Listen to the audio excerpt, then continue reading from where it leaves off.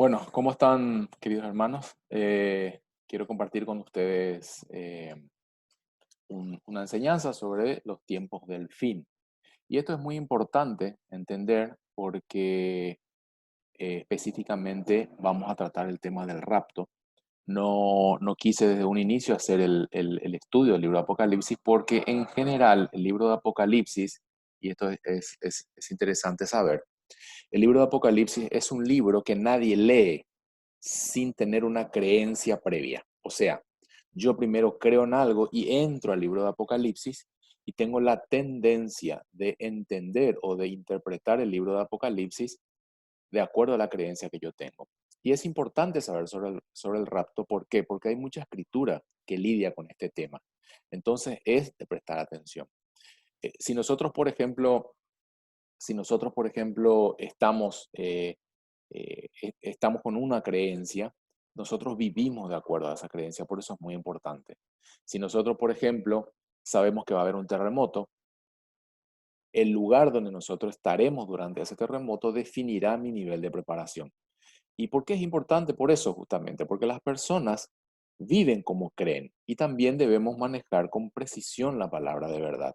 Nosotros no podemos decir que esto no es importante, no tenemos el derecho. En segunda de Timoteo 2:15, claramente Pablo dice que debemos procurar con diligencia presentarte ante Dios aprobado, como obrero que no tiene de qué avergonzarse, que usa bien la palabra de verdad. Decir que no importa sobre el más importante acontecimiento futuro descrito en la Biblia, que es la venida del Mesías. Y esto es muy importante porque 300 veces en 260 capítulos del Nuevo Testamento hablan sobre la segunda venida. Y si nosotros entendemos mal las escrituras, esto afecta primero nuestras creencias y segundo, afecta también nuestra preparación de acuerdo a si nosotros pensamos en qué momento vamos a estar de, esta, de este acontecimiento, que es la segunda venida de nuestro Señor y que también se manifiesta con el conocido como rapto o arrebatamiento. Entonces, si nosotros, por ejemplo, sabemos que viene un terremoto, nosotros tenemos cuatro posiciones. Uno, no estaré aquí en lo absoluto. Segundo, estaré aquí solo a la mitad una vez que pasen los temblores. Tercero, estaré aquí por un poquito más de la mitad.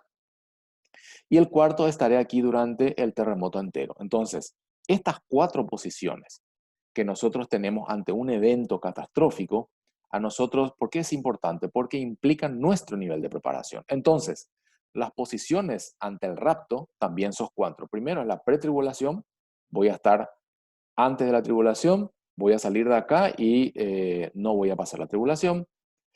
La segunda es la media tribulación. A la mitad de la tribulación voy a ser raptado, voy a ser arrebatado. La tercera se conoce como pre-ira y es muy poco conocido, pero también se estudia, que es un poco después del medio y antes del final, más o menos antes de las trompetas, que es la cuarta trompeta. eh, digamos, se piensa que será arrebatada la iglesia. Y cuarto es post-tribulación, o sea, todos los santos, toda la iglesia pasará la tribulación. Bien, entonces, eh, la pregunta es, si nosotros vemos las señales que está por venir, por ejemplo, un terremoto, ¿qué haré? ¿Me estaré preparando? ¿No me estaré preparando? Entonces, a mí me gustaría, antes de entrar al libro de Apocalipsis, que lo voy a entrar muy, muy somero, porque esto requiere un estudio más profundo, pero ahora por el tiempo lo que voy a hacer es voy a hacer un recorrido por todo esto, excepto la pre-ira, como para entender un poco por qué de estas posiciones, ¿sí? Entonces, primero, la pretribulación. La pretribulación es un mensaje preferido de las iglesias occidentales modernas, de los predicadores de la paz y la seguridad. ¿Por qué? Porque pasado la guerra de los 30 años, que fue más o menos ahí, que terminó en 1680, más o menos fue una guerra religiosa muy cruenta, la Iglesia Católica principalmente y algunos protestantes buscaron hacer una iglesia que sea nice, que sea agradable y que ya no haya guerra, que ya no haya persecuciones, que ya no haya aflicciones, que ya no haya tribulaciones. Entonces un sacerdote jesuita que se llama Manuel Lacusa, se llamaba en el año 1791, escribió un tratado donde él hacía una interpretación en la cual se diga que ya no va a haber, digamos que la iglesia ya no va a pasar por ese juicio final, empezando a malinterpretar las escrituras. Eh, entonces, esto también fue tomado por un pastor bautista, que fue Paul Washer. Luego, el estudio de estas dos personas lo tomaron Edward Irving y Margaret MacDonald, y crearon ya toda una ontología detrás de esto, cosa que es, digamos, tomada por los mormones, los testigos de Jehová y gran parte de la iglesia cristiana protestante, eh, digamos, y evangélica. En el año 1839 se cree que es, digamos, el acta de fundación del pretribulacionismo. John Nelson Darby, eh, digamos, presentó su escatología dispensacionalista que incluía el rapto pretribulacionalista. Vamos a explicar después un poco qué significa todo esto, pero es para entrar en contexto histórico. O sea, en el tiempo de Jesús y la iglesia, hasta inclusive bien entrado la Edad Media y ya terminando ya por la época del Iluminismo, nunca creyó en otra cosa, sino simplemente se basó en la escritura. No había una posición sobre el tema del rapto o la tribulación. De hecho, el libro de Apocalipsis casi, de hecho, fue eliminado por Constantino y luego de un siglo después fue reintroducido en el canon de las escrituras. Entonces, el que cree en la pretribulación cree lo siguiente, dice: la iglesia es arrebatada al comienzo de los 7 años de tribulación. No vamos a discutir si son 7, 3 años y medio, pero digamos, según Daniel y según los Tesalonicenses y otros libros, son 7 años de tribulación. Segundo, el regreso del Mesías es inminente, puede regresar en cualquier momento. Y esto es un tema que escuchamos en todas las iglesias. El Señor está viniendo, el Señor está viniendo, el Señor está por venir, el Señor puede venir mañana. Esto tiene una gran carga pretribulacionista. ¿Por qué? Porque quita del medio todas las señales previas, las condiciones que tienen que ocurrir para que el Mesías llegue. Hay un completo desconocimiento de las escrituras y principalmente de las fiestas proféticas del Creador, de las fiestas de otoño, de la fiesta de la trompeta, de lo que es la Yom Teruah, Yom Kippur, la fiesta de los tabernáculos, cuando se hace el fin de la Torá o el que se llama el Año Nuevo Bíblico. Bueno, todas estas cosas hay, digamos, un completo olvido o no se presta atención a este tema. Tercero, Dios tiene un plan separado para Israel del Antiguo Testamento y para la iglesia del Nuevo Testamento. Esta es la mayor diferencia, porque en Apocalipsis 13:7 dice: y se le permitió hacer guerra contra los santos y vencerlos. Y también se le dio autoridad sobre toda tribu, pueblo, lengua y nación. ¿A quién? A Satanás, a la bestia o al gran dragón. Entonces, ¿qué decimos acá? Ok, esos santos que van a estar en la tribulación es Israel, porque nosotros vamos a ser arrebatados al comienzo. En ninguna parte habla eso, eso no existe. Y porque dicen, no, pero el Antiguo Testamento, el Antiguo Pacto era con Israel y el nuevo pacto, es con nosotros, con la iglesia. En Jeremías 31:31 dice el Señor: yo voy a hacer un nuevo pacto, ¿sí? Y ahí termina la oración para muchos, pero esto sigue y dice: haré un nuevo pacto con la casa de Israel y la casa de Judá. No hay pacto con los gentiles. Y esto es muy importante. Si uno no es Israel, es pagano.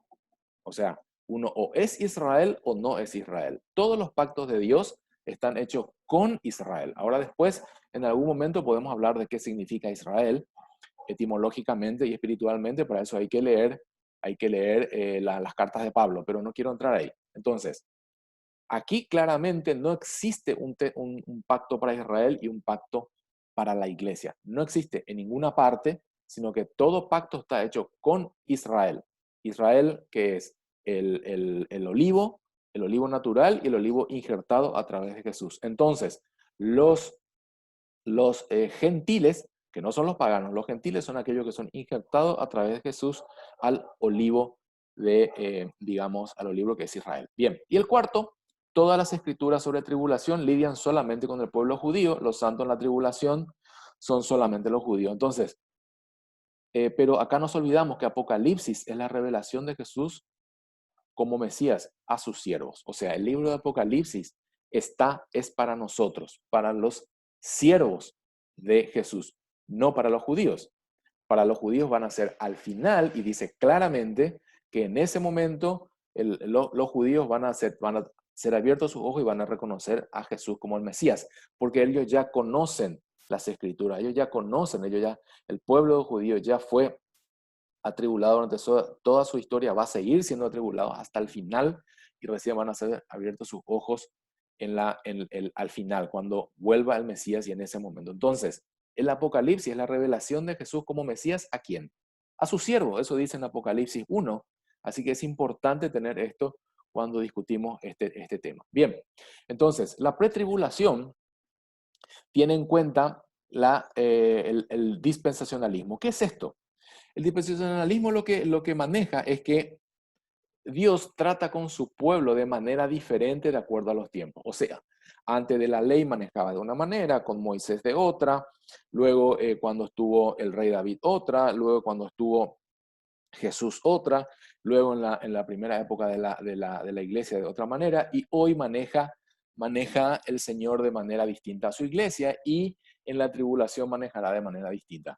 Eso claramente es antibíblico. ¿Por qué? Porque Malaquías 3:16, Santiago 1:11 dice que habla sobre la inmutabilidad de Dios. O sea, Dios no cambia, Dios maneja de la misma manera siempre. Y eso está claro en las Escrituras y digamos, el dispensacionalismo es necesario para la pretribulación. O sea, siempre el pueblo de Dios fue disciplinado a través de tribulación. Entonces yo tengo que creer que Dios cambia para que no le atribule a su iglesia en esta última tribulación. Entonces, también el que cree en la pretribulación cree que la venida de Jesús es confusa porque dice, aquí vemos una línea de tiempo, si se ve el cursor, dice que al iniciar la tribulación, la iglesia es arrebatada porque Jesús viene en las nubes, arrebata a su iglesia, se lo lleva y vuelve con su iglesia en la segunda venida. Pero entonces son dos venidas más. Entonces, digamos, es como que aquí nunca pudo el pretribulacionismo arreglar esto porque teóricamente Jesús tendría tres venidas.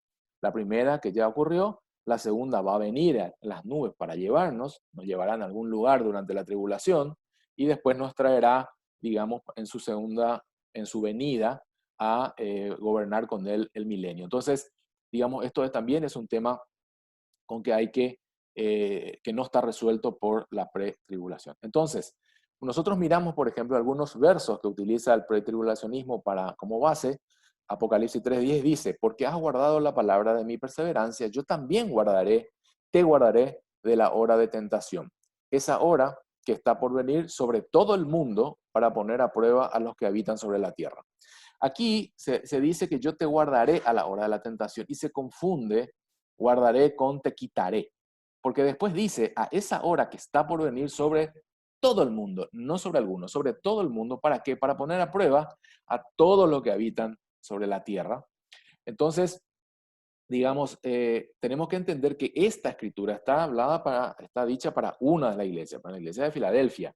Pero hay otras iglesias, por ejemplo en Apocalipsis 2:8, que habla, 3:15, que dice que hay una iglesia en la cual será vomitada por Dios, otra que dice, no temas por lo que estás por sufrir, el vencedor no sufrirá daño en la segunda muerte, que estamos hablando después del milenio. Entonces, es muy importante no sacar de contexto la escritura. Entonces, Dios habla, guardar, por ejemplo, y esto es muy importante, que es tereo o tereso, si es en tercera persona plural.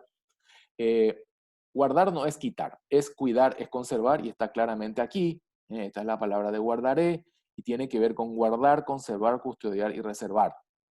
El pueblo de Dios siempre pasó por tribulaciones, pero Él está con nosotros. Él nos guarda, Él nos cuida, Él nos conserva, Él nos custodia, Él está con nosotros en el momento de la prueba. Y bueno, acá también habla de que cuando dice de es ec o ex, en realidad lo que significa es que lo que Él hace estando fuera de donde vos estás. O sea, el Señor está fuera y Él te está guardando y te está cuidando y esto también es muy importante entender desde el original griego lo que significa. El español no tiene tanta versatilidad como el griego.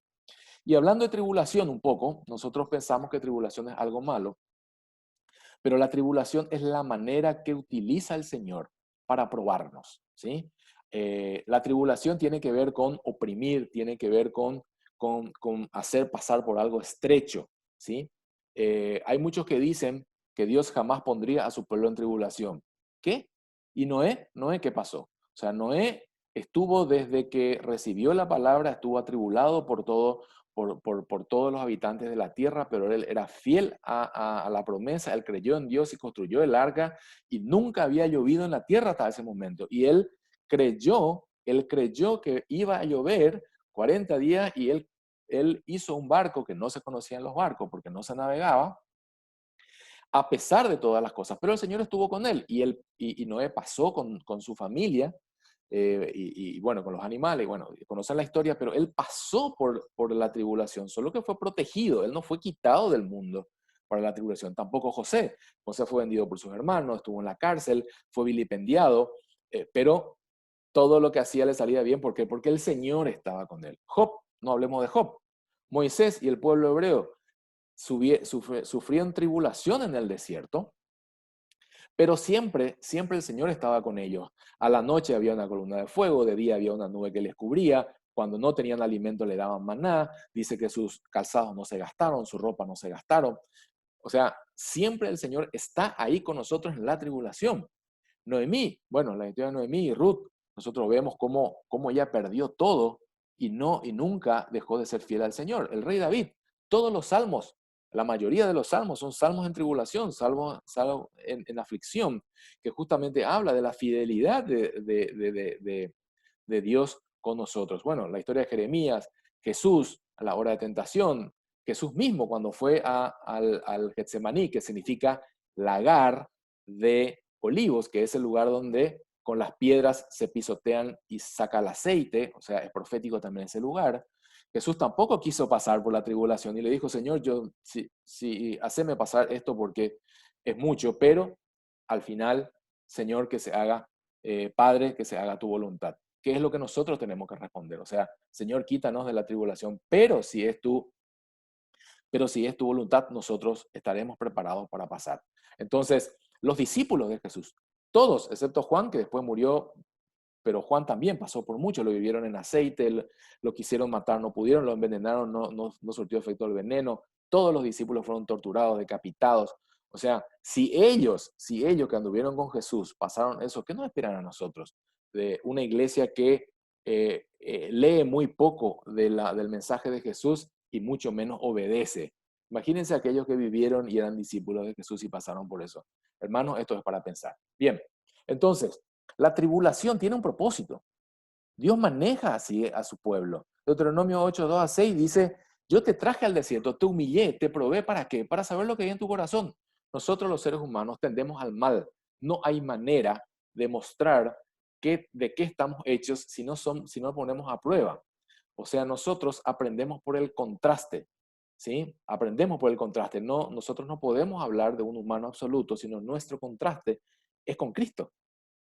Salmo 66, 10, nos has refinado como a plata. Ustedes saben cómo se refina la plata en un horno a más de 1000 grados. Entonces ahí se quema toda la porquería y queda la plata pura, ¿sí? Por eso habla de las trompetas de plata. ¿Por qué? Porque todo aquel que habla o que predica al Señor, tiene que poder estar hecho con fuego. Primera de Pedro 4, 16, 17. Pero si alguno padece como cristiano, no se avergüence, sino glorifique a Dios por ello. Porque es tiempo de que el juicio comience por la casa de Dios. Y si primero comienza por nosotros, ¿cuál será el fin de aquellos que no obedecen el Evangelio de Dios? Queridos hermanos, esto es profético. O sea, el juicio va a comenzar por la iglesia. Va a comenzar por la iglesia. Este juicio que tiene que ver por la tribulación que vamos a pasar, porque Satanás y sus soldados vendrán sobre la iglesia y luego vendrá la ira de Dios sobre aquellos que atribularon a la iglesia de Dios. Entonces, Esto es muy importante. Santiago también nos habla que la prueba produce paciencia, ¿sí? Jesús en Mateo 24, 26, 40, 41 fue probado en su paciencia. Entonces, digamos, la escritura está llena de lo que es el concepto de tribulación. Tribulación es disciplinar. Con la tribulación, con apretarnos, con vivir bajo presión, se le prueba al pueblo. Entonces, pasamos ahora a la media tribulación. La media tribulación es digamos, en la mitad, más o menos 3 años y medio. Dice que la iglesia es arrebatada y luego viene con la segunda venida. Aquí también obliga a creer en una tercera venida. Admite cierta tribulación, pero no toda, y su verso de apoyo es, pues mucho más, estando ya justificados en su sangre, por él seremos salvos de la ira. Lo que pasa es que la ira de Dios recién aparece con las copas, no con las trompetas, ¿sí? Entonces, ¿seremos salvos nosotros de la ira de Dios? Sí, porque Dios nunca desata su ira sobre su iglesia, pero sí lo pone en tentación, sí lo pone en tribulación para sacar de él lo mejor que tiene. Entonces, pasamos entonces a lo que es la post-tribulación, que significa que el rapto y la segunda venida son los mismos eventos que ocurren después de las señales que son claves y están reveladas en los cielos. Los creyentes irán entonces a través de toda la tribulación, pero serán salvos de la ira final de Dios durante Armagedón, que es en el cual Jesús va poniendo a todos los enemigos debajo de los estrados de sus pies. Entonces, si vemos un poco como un resumen rápido de la cronología de Apocalipsis, nosotros vemos que estos son los 7 años de la tribulación. Esto es en Mateo 24:3, donde habla de Suntelías. Esto ya no lo voy a repetir. Los discípulos se referían a esto, pero Jesús hablaba del telos, que es cuando empieza la tribulación final. Entonces inicia la gran tribulación con los 7 sellos. Esto es de Apocalipsis 6, 11 a 8, 5, y a esto se refiere Mateo 24 del 4 al 14. Luego, Satanás es echado del salón del trono, cae a la tierra. Esto es lo que Ezequiel 28 hablaba. No habla de un tiempo pasado, sino que hablaba de un tiempo futuro. Y cuando Satanás viene a la tierra, se manifiesta el hombre de perdición, la abominación desoladora, que habla 2 Tesalonicenses 2, 3, también Daniel 9, 7, 7, 8, 11, 36 al 37, y Apocalipsis 13, 5 al 7, nos describe un poco lo que va a ocurrir en este lugar. Después dice que Satanás va a tribular a los santos durante 1260 días o 3 años y medio. Estas son las 7 trompetas de Apocalipsis 8:8, Apocalipsis 11:18. Y aquí nosotros vemos que esto está descrito en Mateo 24:15, la manifestación del hombre de pecado y la abominación desoladora. Y después, al séptimo año, según Mateo 24, 29, 31 y 1 Corintios 15, 51, 52, Jesús viene, rapta a su iglesia. Hay unos días de preparación, que eso tiene que ver con las fiestas de otoño, que en algún momento lo vamos a estudiar, y se produce el Armagedón, y luego se derrama las 7 copas de ira, ya sobre aquellos que han atribulado, porque Satanás no actúa per se, sino que a través de sus demonios o a través de las personas o a través de los agentes que doblan rodilla ante su gobierno. Entonces, para ir terminando, nosotros vemos que la postribulación utiliza, digamos, se pueden ver en algunos versos, por ejemplo, Mateo 24, 29, 31, que tienen sus similitudes en todos los otros sinópticos. Dice: e inmediatamente después de la tribulación de aquellos días, el sol se oscurecerá, la luna no dará su esplendor, las estrellas caerán del cielo y las potencias de los cielos serán conmovidas. Entonces aparecerá la señal del Hijo del Hombre en el cielo, y entonces lamentarán todas las tribus de la tierra y verán al Hijo del Hombre viniendo sobre las nubes con poder y gran gloria, y enviará a sus ángeles con gran voz de trompeta, y juntarán a sus escogidos de los 4 vientos desde un extremo del cielo hasta el otro. O sea, esto es cuando Jesús viene. No va a venir no va a venir mañana, tiene que pasar muchas cosas, no va a venir en silencio ni de manera sorpresiva, sino que esto lo vamos a ver todo y no por internet, porque para cuando esto internet ya va a estar caído, ya vamos a estar, si hablamos, vamos a estar hablando por onda corta o con señales de humo. Mateo 24, 21 dice, 21, 22 dice, porque habrá entonces gran tribulación, cual no ha habido desde el principio del mundo hasta ahora ni la habrá. Y si aquellos días no fuesen acortados, nadie será salvo. O sea, aquí dice claramente que no hay gente salva que ya está mirando por TV desde un jumbo jet la tribulación en la tierra. No, nadie será salvo. Más a causa de los escogidos, de los eclectos, o sea, fíjense la palabra escogido es eclectous. Eclectos son los que forman la iglesia. O sea, por la iglesia que está siendo atribulada, aquellos serán acortados. Y esto es revelador y es muy importante. Y yo les dejo también ahí el interlineal del original griego para entender las escrituras. También, también en Primera de Corintios 15, 51, 52, y con esto terminamos, dice, he aquí os digo un misterio, no todos dormiremos, pero todos seremos transformados en un momento, en un abrir y cerrar de ojos, a la final trompeta, la séptima trompeta, porque se tocará la trompeta y los muertos serán resucitados incorruptibles y nosotros seremos transformados. Para resumir, nadie saldrá de acá hasta la trompeta final. Así que hermanos, estemos preparados. Nosotros tenemos que limpiar nuestras ropas para la fiesta del Cordero y estar esperando, porque el Señor vendrá como ladrón en la noche. Nadie sabe la hora exacta, pero sí sabemos las estaciones. Por eso, como las vírgenes sabias, tengamos siempre aceite en nuestros candelabros, porque así podremos iluminar y ser la luz del mundo. Hermanos, Dios los bendiga. Muchas gracias.